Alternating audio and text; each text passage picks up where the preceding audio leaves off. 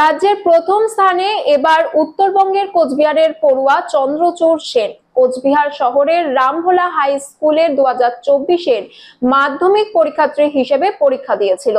রাজ্যের মধ্যে প্রথম স্থান দখল করবে চন্দ্রচূড় সেন তা কল্পনাও করতে পারেনি।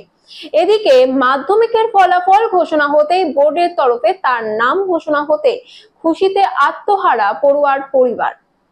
আমার থেকে বেশি আমার যারা পাড়া প্রতিবেশী, আমার টিচার্স, পরিজন, মা বাবা প্রত্যেকে মাধ্যমিক বারবার। তবে একটা আত্মপ্রত্যয় ছিল ছাত্র হিসেবে পরীক্ষা দেওয়ার পরে, তবে এতটা অভাবনীয় কিছু হবে সেটা আর কি ভাবা হয়নি। আপাতত যখন প্রেস কনফারেন্স চলছিল টিভিতে, আমি ঘরে ছিলাম না, উপরে চলে গেছিলাম। তারপর যখন নাম অ্যানাউন্স করলো তখন আর কি বাবা মা আমাকে ডেকে আনবে। যাই হোক, এখন একটা বেশ আপ্লুত অবশ্যই। তবে কতক্ষণ পড়াশোনা করতে অ্যাকচুয়ালি সেরকম কোনো আর কি অবশ্যই সময়ানুবর্তিত একটা বিষয় ছিল, তবে এমন না যে রুটিন বাঁধা নিয়মেই চলছি। যখন মনে হতো যে এখন পড়া দরকার পড়তাম, মানে ইচ্ছে মতো, মানে যখন আমার পড়তে ইচ্ছা হচ্ছে তখন পড়ছি। এরকম করে বাধা ধরা ছিল না যে প্রতিদিন এই সময়ের মধ্যেই আমাকে পড়তে হবে বা সেরকম কিছু। কি কি বিষয় ভালো লাগে তোমার? আমার তো বায়োলজি খুব ভালো লাগে, আর তাছাড়া ফিজিক্স, কেমিস্ট্রি, মানে সায়েন্স নিয়ে আপাতত এগোনোর ইচ্ছে। ভবিষ্যতে কি হবে, কি পরিকল্পনা করেছো? মেডিকেল লাইনে এগোনোর ইচ্ছে, ডক্টর আপাতত লক্ষ্য। এই রেজাল্টের পিছনে তুমি মানে কার সাপোর্ট বেশি মনে পড়ছে, যারা সাপোর্ট করেছিল বেশি পড়াশোনার ক্ষেত্রে? অ্যাকচুয়ালি রেজাল্ট বা যেটাকে আমরা বলছি একটা মূল্যায়নের পরে প্রাপ্ত নম্বর, সেটা একাকি একটা ছাত্রের উদ্যোগী শুধু তা নয়। এর পাশাপাশি বাবা মা, আত্মীয় পরিজন, আমার গৃহশিক্ষক, আমার স্কুল শিক্ষক, প্রত্যেকের প্রত্যাশা, তাদের আমার পেছনে নিরলস অধ্যবসায়, প্রচেষ্টা, সবকিছুর একটা মূলীভূত ফলাফল হিসেবে ধরবে এই সাফল্য।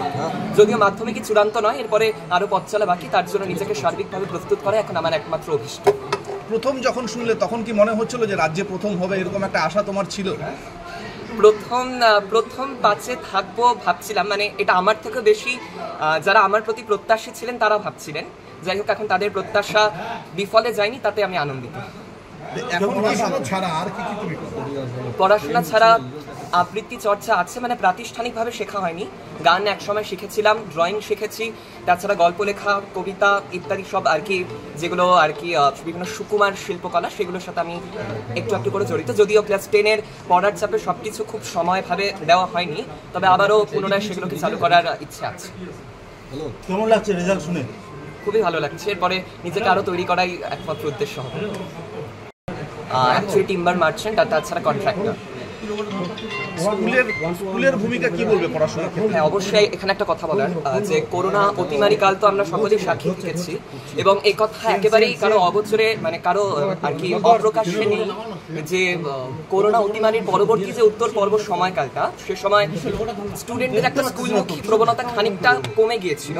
কিন্তু যাই হোক, পরবর্তীতে সরকারের প্রচেষ্টাই হোক কিংবা আমাদের শিক্ষকদের ক্রমাগত উৎসাহ, সবকিছু নিয়ে আবারও কিন্তু আমরা স্কুলমুখী হই।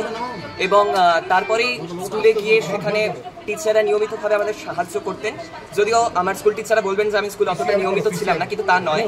অবশ্যই স্কুল টিচাররা সব সময় আমার পাশে ছিলেন। তারা সবসময় আমাকে উপদেশ দিয়ে গেছেন এবং বলে গেছেন যে আগামীতেও অবশ্যই সাহায্য করে যাবেন। সুতরাং এইভাবে আমি ভাব করি না যে স্কুলদের আলাদা ভূমিকা রয়েছে। আমি মনে করি এটা একটা যৌথ ভূমিকা, যার মধ্যে প্রত্যেকেরই একটা গুরুত্বপূর্ণ অবদান আছে। যারা এবার মাধ্যমিক দিবে তাদের কি সাজেশন করবে? যারা মাধ্যমিক দিবে তাদেরকে একটা কথাই বলবো যে কনসেপ্ট গ্রো করতে হবে, কেবলমাত্র মুখস্থ করলে চলবে না। আমাদের সময়ের যদি প্রশ্নপত্র দেখা হয়, এখানে অনেক কিছু কনসেপ্ট বেসড ছিল, সেক্ষেত্রে টেক্সট খুঁটিয়ে খুঁটিয়ে পড়া তো আছে, তার সাথে কিছুটা সহায়িকা বই যেমন আমি ফলো করছিলাম সেটাও করা যেতে পারে। লিখে লিখে অভ্যাস করাটাকে একটু গুরুত্ব দিতে হবে। আর সবচেয়ে বড় কথা, কৌতূহল তোমাকে শেখাবে যে কি করে জিনিস জানতে হয়। সুতরাং সেই জ্ঞান পিপাসাটা, তৃষাটাকে বাড়াতে হবে, এটাই আমার উপদেশ। সারাদিনে কিভাবে পড়াশোনা করতে?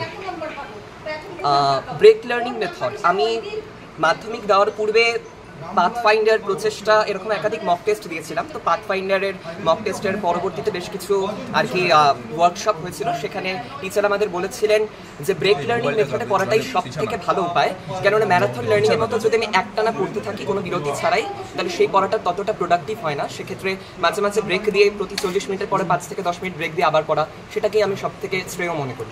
বোর্ডে প্রথম এটা কি এক্সপেক্ট করেছিলেন? প্রথম এক্সপেক্ট একেবারে করিনি সেভাবে আর কি, তবে প্রথম 10-একটা কিছু করবো ভাবছিলাম। আমরা মাঝে মাঝে ওকে পড়া ধরতাম, ইতিহাস, ভূগোল, বা মা একটু আমাকে শর্ট কোশ্চেনগুলো ধরতো, তাহলে আমার ক্লিয়ার হবে কনসেপ্ট। কজন শিক্ষক ছিল? ওরা 9 জন ছিল। আপনি কি আশা করেছিলেন এরকম রেজাল্ট হবে? আমার ছোটবেলা থেকে ওর প্রতি আশা। কি আগাগোড়ায় ভালো রেজাল্ট করতো? আগাগোড়াই ভালো। সে নার্সারি থেকে ও একভাবে এক স্ট্যান্ডার্ডে আসে, পড়াশোনায় কোনো গাফিলতি নেই। আমাদের এইটাই সারা পাড়া সবার মধ্যে একটা যে আশা, যে ও ছোটবেলা থেকে যেভাবে আসে মাধ্যমিকও জানি এইভাবেই চলে, ও যে মাধ্যমিকে জানি আমি ওকে একটু টিভিতে দেখতে পাই। সবারই ওর আসে। বাবা কি করে? বিজনেস। আপনার নাম? মৌসুমী আর ওর বাবার নাম? সুশান্ত সেন। ওর বাবা কি করে? আচ্ছা, বলছি যে ও কি বরাবরই ফার্স্ট আসতো? হ্যাঁ, বরাবর কষ্ট।